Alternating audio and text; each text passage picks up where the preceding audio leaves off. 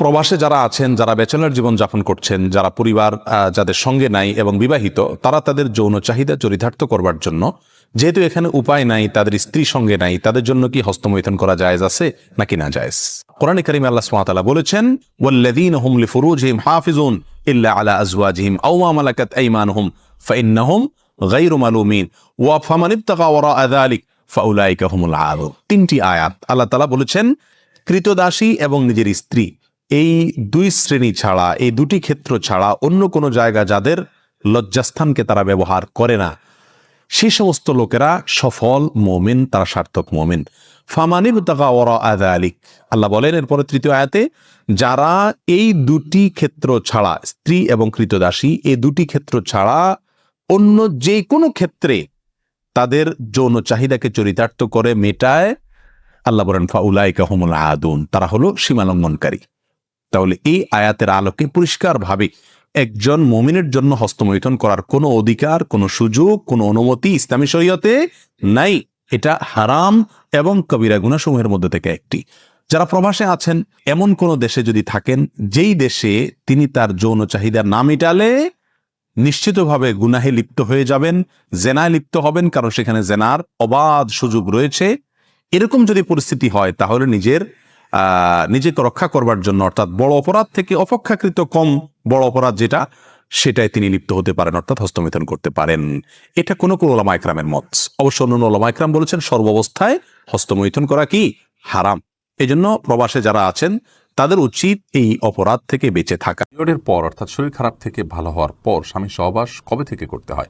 ঋতুস্রাব বন্ধ হয়েছে ভেবে সহবাস করলে পরে দেখা গেল ঋতুস্রাব বন্ধ হয়নি, এতে করণীয় কি? প্রস্রাবের জন্য ঢিলা কুলুক বা টিস্যু নিয়ে 40 কদম হাঁটার বিধান কি সহিহ? গুপ্ত অঙ্গের লোম 40 দিন না কাটলে তার ইবাদত কবুল হবে কি? মহিলারা বাড়িতে সালাত পড়লে সিজদা মসজিদে সমান সওয়াব পাবে কিনা? পুতুলের বিষ্ঠা কাপড়ে লাগলে নাপাক হবে কিনা? বংশের নামে মসজিদ হলে নামাজ জায়েজ আছে কিনা? মানুষ শয়তান বলতে কি বুঝায়?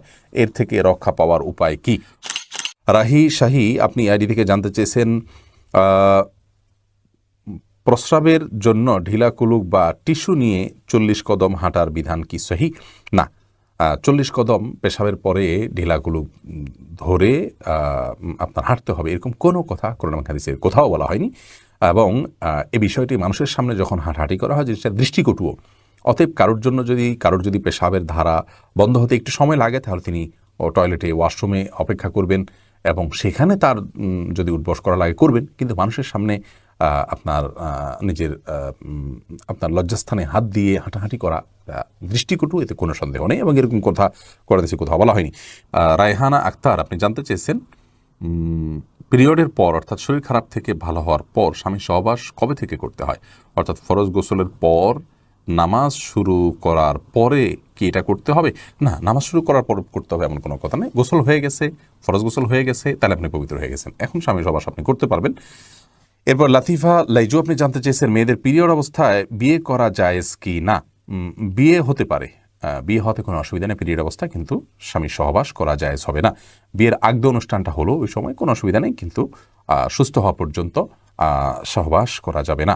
এরপরে জেসমিন আক্তার আপনি জানতে চেয়েছেন, কোনো মেয়েকে যদি জোর করে পরিবার থেকে বিয়ে দেয় তার মতের বিরুদ্ধে, তাহলে বিয়ে হবে কিনা? না, মতের বিরুদ্ধে মানে সে যদি অসম্মত থাকে এবং বরাবর বলে না আমি সম্মত নই, তাহলে সেক্ষেত্রে বিয়ে তো হবেই না, যত চেষ্টা করুক তারা বিয়ে হবে না। কিন্তু যদি পীড়াপিড়িতে মেয়ে রাজি হয় এবং মৌখিক সম্মতি দিয়ে দেয় বা লিখিত সম্মতি দিয়ে দেন, তাহলে বিয়ে হয়ে যাবে। আপনার অমত থাকলে মুখে সেটা জানাবেন এবং আপনি সম্মতি দিবেন না, তাহলে সেক্ষেত্রে বিয়ে হবে না। কিন্তু সম্মতি যদি দিয়ে দেন আপনি, হোক সেটা জোরপূর্বক, তাহলে কিন্তু বিয়ে হয়ে যাবে। আব্দুর রাজাক বিন সিরাজ জানতে চেয়েছেন, গুপ্তাঙ্গের লোম 40 দিন না কাটলে তার ইবাদত কবুল হবে কি? গুপ্তাঙ্গের লোম বা অবাঞ্ছিত যে সমস্ত পশম আছে, এই পশমগুলো 40 দিনের বেশি না কেটে থাকা গুনাহের কথা, কারণ হাদিসে এ বিষয়ে কড়াকড়ি রয়েছে। ফখরুল ইসলাম জানতে চেয়েছেন, মানুষ শয়তান বলতে কি বুঝায়? এর থেকে রক্ষা পাওয়ার উপায় কি? দেখুন, মানুষ সন্তান হলো শয়তানের যে কর্মকাণ্ড, এগুলো যে সমস্ত মানুষরা করে সেটাই মানুষ শয়তান। অতএব এদের থেকে বাঁচার জন্য আপনি সূরা কুল আযুর বিন নাস পড়বেন, মিনাল জিন্নাতি ওয়ান নাস, মানুষ, জিন এবং মানুষ উভয় প্রকার শয়তান থেকে আল্লাহ আপনার পানাহ চাই। মূলত শয়তান জিনি, কিন্তু মানুষ রূপী শয়তান আছে, অর্থাৎ মানুষের কর্মকাণ্ড করে, তারাও মানুষকে কুমন্ত্রণা দেয়, খারাপ পথে নিয়ে যায়। তো এদের থেকে আল্লাহর কাছে আশ্রয় চাইতে হবে, তাদের সান্নিধ্য এবং সংস্রব থেকে দূরে থাকতে হবে।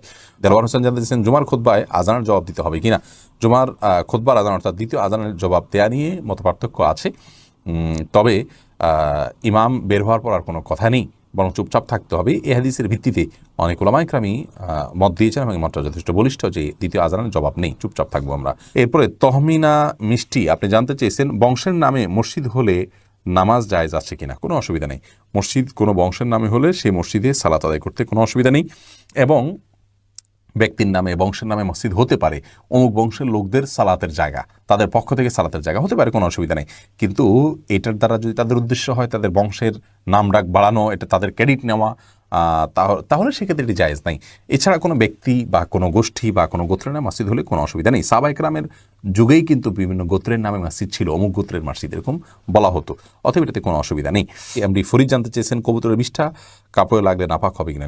কবুতরের বিষ্ঠা এটা অল্প স্বল্প যদি কাপড়ে লাগে তাহলে এটাতে নাপাক হবে না। হামিদা আল তাহনিয়া আপনি জানতে চেয়েছেন ঋতুস্রাব বন্ধ হয়েছে ভেবে সহবাস করলে পরে দেখা গেল ঋতুস্রাব বন্ধ হয়নি, এতে করণীয় কি।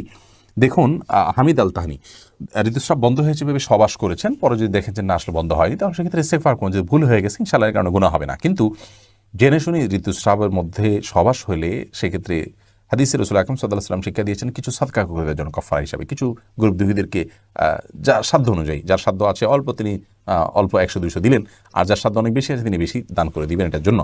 আর পরবর্তীর জন্য সাবধান হতে হবে যাতে নিজের ভুলের কারণে কোনো গুনাহে আমরা লিপ্ত না হয়ে যাই বা আমাদের দ্বারা ভুল কিছু না হয়।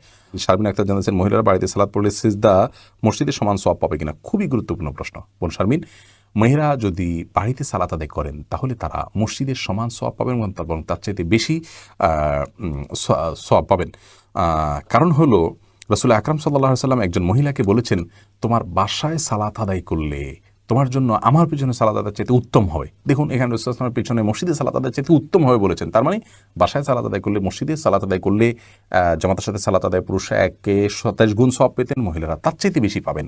যদি তাদের মধ্যে আগ্রহ থাকে যে আমি পুরুষ হলে অবশ্যই এটি করতাম, যেহেতু আল্লাহ রাব্বুল আলামিন আমাকে এখানে সালাত আদায় করতে বলেছেন এবং আমি পুরুষ না হওয়ার কারণে এটা পারছি না, অতএব তিনি এই সওয়াব থেকে বঞ্চিত হবেন না। দ্বিতীয়ত হলো যাতে পুরুষের সমান সওয়াব তিনি পান, তার জন্য তার এক্সট্রা একটা কাজ করা যেতে পারে, তাহলে তিনি অন্যান্য পুরুষদেরকে উদ্বুদ্ধ করতে পারেন যাতে করে তারা এই 5 ওয়াক্ত সালাতে শামিল হয়ে, জামাতের সাথে শামিল হয়ে তারা 27 গুণ সওয়াব পান।